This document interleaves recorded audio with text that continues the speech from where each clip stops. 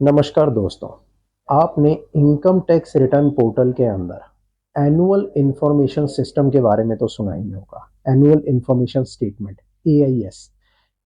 Income tax department ने CBDT ने AIS के अंदर एक नई फंक्शनैलिटी को अपलोड किया है। पहले ऐसी बहुत सारी शिकायतें आ रही थी जहां पर लोग ये कह रहे थे कि एआईएस के अंदर कुछ ऐसी इंफॉर्मेशन रिपोर्ट हो रही हैं जिस जो उनके उनसे रिलेट ही नहीं करती है, जो उनके बारे में है ही नहीं।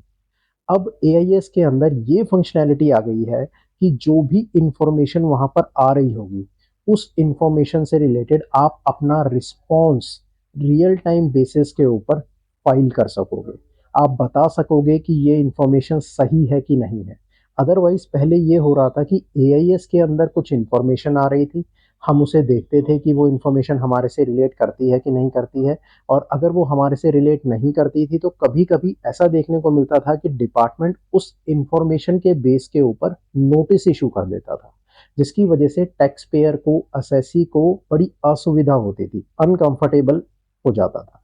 लेकिन अब एआईएस के अंदर इस नई फंक्शनैलिटी से और ज़्यादा ट्रांसपेरेंसी आएगी।